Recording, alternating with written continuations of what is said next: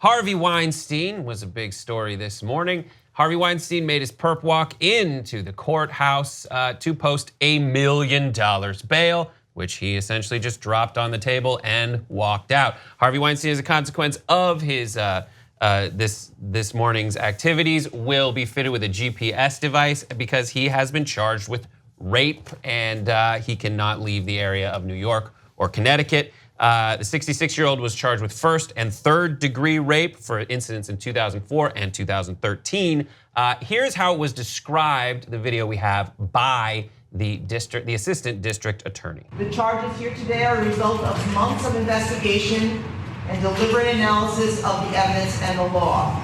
That investigation revealed that this defendant used his position, money, and power to lure young women into situations where he was able to violate them sexually. Our investigation is ongoing, and we have encouraged other survivors to come forward. That little reaction that he had when he heard violate them sexually, it was like this weird little dismissive. What do you make of that moment? Yeah. I think he was just having a flashback to potted plants. Yeah, they got me. Yeah.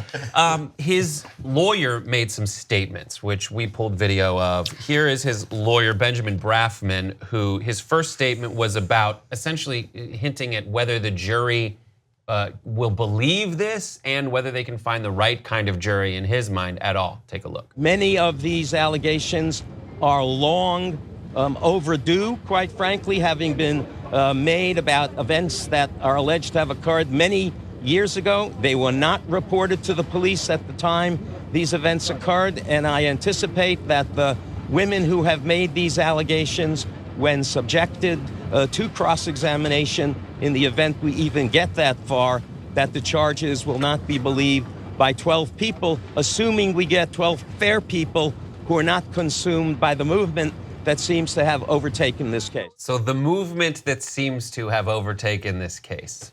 All I have to say about him is Beetlejuice, Beetlejuice, Beetlejuice. Hope he disappears. What is it with the old school New York guys in the hair, right? It's amazing. Trump's doctor, Weinstein's lawyer, right? Anyway, some potential bad news here. I read a fairly persuasive article by Eloro Nanos on Law and Crime about how he might get away.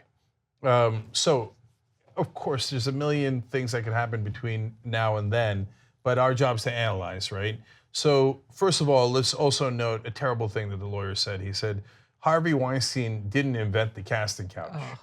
Yeah. Like, that's, in the court of public opinion, that's about as bad a thing as you can say. Like, what's the big deal? Everybody was raping the women that were coming in, right? Mm-hmm. But in the actual court, that might not be as bad as it sounds to us. So he's going to say, well, since it was such an industry standard that you would have to sleep for a job, it might have been that the women assumed that they were part of that process. Hence, it was not against their will. That it's in Hollywood, you must sleep for a job, and they are choosing to do that. That's going to be part of his case. Now, that's going to be hard to prove what was in people's heads. Now, a really important part of this case is that because of the statute of limitations, they could not charge Harvey Weinstein with lower crimes. They had to charge him with first-degree rape and first-degree sexual assault. And because the lower crimes, especially for the 2004 case, are too old. But good news in New York is that there is no statute of limitations on rape in the first degree. Now, the bad news is that means you have to prove the highest charge possible. And so, for example, in one of the cases, they say the woman felt intimidated and threatened. But in New York law, in order to prove first degree, there is, and this is where it gets tricky, and that's where the lawyers will go to work on the jury, a threat of actual force. And was force threatened? Was force used? And then there's even another loophole. In one of these charges, it says sex, which is interpreted in older case law as intercourse and not necessarily oral sex. And 2004 case was oral sex. So he's got his dream team because he's got all the money in the world, right? This is one of the top lawyers there is in this field. And he's going to unleash them. And so don't be surprised if at the end he's not convicted. I think he makes a point, though, and I'm not trying to excuse Harvey Weinstein's behavior, but I think that this is a real systemic issue, and I think that Harvey Weinstein is one of the symptoms of an issue that, when you think about Bill Cosby and all of the men who are now going down, who are no longer of value to Hollywood anymore, but while they were in their heyday and all of this stuff was going on, they were being enabled. A lot of people keep talking about how they knew that these guys were doing this and no one said anything. And I think that we really need to talk about the deeper problem, which is not just Harvey Weinstein, but there is a collection of people who believe that this behavior is acceptable, and there are people who watch it happen. This big sports agent, very big time, I was sitting at dinner with my friends, walked by me without knowing me, ran his hands through my hair. Yeah. And I went off on him. But what made me so angry was that I was sitting with two men, one who worked at Nike and one who was a sports agent, and not one, they laughed it off. They didn't think that that was invasive. They didn't think it was disrespectful. They told me to just simmer down. And I'm like, let a strange man walk around and caress your hair. Like, you get up and probably try to fight him, right? If I had $1 for every time that happened. Yeah, it was just weird. I was listening to Gwyneth Paltrow talk about how Brad Pitt told Harvey, "I would kill you." But then he went on to do Inglourious Bastards with him. Yeah. And that's the problem, is that even though you slap somebody on the wrist and say, hey, that's not okay, but they're still in business, they're still making money, and it's still not okay. I think one of the other things here too is power and privilege. Yes. Right? I mean, here he is, as you said, got high-powered attorneys, have people that are out there that are able to advocate for him. Now he gets off. He's able to post that $1 million bail. Not many people can do that. That's right. The Human Rights Watch, there was some research that was done, and they examined like 6 countries, and 70 to 80% of people who are arrested are not able to pay. So they're sitting in jail. And in California alone, nearly 63% of prisoners in the county jails have not been sentenced, but they're serving because they can't post bail. So that's the other part of this discussion as well, is the power and the privilege and who he is. I mean, we were talking before we came on about how Mr. Mann was in first class. You know what I mean? Still flying first class a couple months ago. Yeah. So. Yeah. So Melvin, great point. I thought the same thing when I saw the $1 million cash bail. That he finds out in between his couch, right? Yeah. And so, what's the point of bail then? And the point is, unfortunately, to keep poor people in jail. And so there are now some district attorneys that are overturning that, like Larry Krasner in Philadelphia. So we're not doing cash bail anymore because rich people and even middle class people can often pay it, and poor people can't. It's not based on the severity of the crime as much as it is on your income level. Right. So cash bail is just a way to put poor people in prison.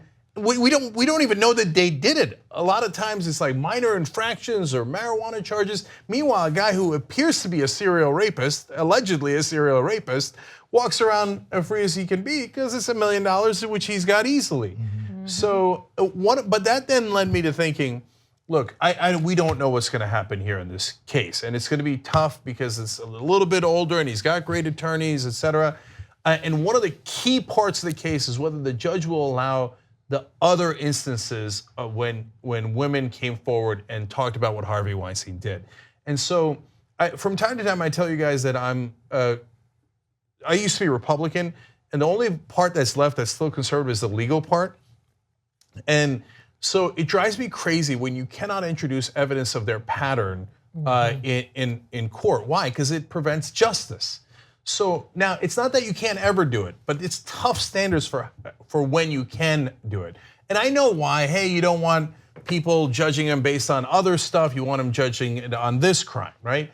But if the guy's got a pattern of doing it 50 times, is that relevant to whether he did it in this case? Of course it's relevant. If they never hear that, he has a way better chance of getting off. If they do hear it, then he might be in trouble no matter how good his lawyers are. I would say Brofman's going even further than that. He's setting up the argument that there is, even if they don't admit that kind of evidence, that as that video we said proves, he's setting up, there is no one in America who has been insulated from the bias, as he's going to argue it, the bias toward my client of these ridiculous, spurious charges that don't mean anything. And he's going to move, I mean, he's moving to dismiss immediately, as according to him. But he's setting up that we can't even find 12 people that are going to come in with fresh ears, even if we don't let that evidence in. It's super frustrating. And then he's also kind of setting that up as how unfair it is to his client. Oh, poor Harvey. Poor Wasn't Harvey. it Bloomberg that said he wouldn't speak ill of Harvey because Harvey was a New Yorker when it first started? weird. Remember, it was him. Who Oh, said that's it. a thing? Yeah, he was like.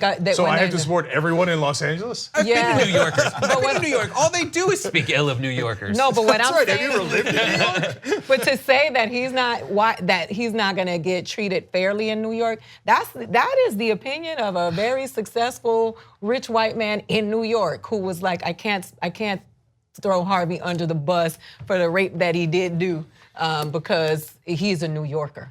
You know? Yeah, and that whole idea that the jury cannot judge the case fairly if they've ever heard anything about it. I also don't believe that at all. They're going to spend months in there, and they're going to hear all the evidence. So if we don't think that they could be unbiased, then let's not have jury trials. Yeah. And is it unfair to, this is all unfair to Harvey. Harvey, you've done this, and dozens and dozens of women have accused you of this. You've gotten off scot-free for years with Oscars in your pocket in a city where everybody knew. Brad Pitt knew you were doing this. Coincidence? I think we've been more than fair to you for the last 20 years. Yeah. Sure. I mean, you had, what is it, some like 80 women that have come, but those are just the ones that have come forward, right? Imagine, I mean, the courage and the people that have not come forward and the people that have not disclosed. So that's the other thing too. And still, this doesn't seem to be enough. And still, this man is able to walk the streets, right? Because he has access and because Yeah, he he's has. smiling in this picture. Yeah, He yeah. is smiling. Yeah, and last thing on it is, look, if they get him, they got him. Great, wonderful. If they don't get him, there are federal prosecutors in Manhattan who are also looking into this. And I would say, keep going, brothers and sisters. And ones in LA, they should look into it too. Because you just keep on trying them until at least you bankrupt them, right? And by the way, don't get me wrong. There is double jeopardy in this country, and rightfully so, and it's in the U.S. Constitution. You can't keep trying them in the same venue for the same crime. I'm not suggesting that. There's 80 cases here. Plenty to choose from. You're not going to run out of victims, unfortunately. 2 easy ways to follow the Young Turks. One is hit the subscribe button down below. Then you're a TYT subscriber. And second is ring the bell. And when you do that on YouTube, you're notified of our videos.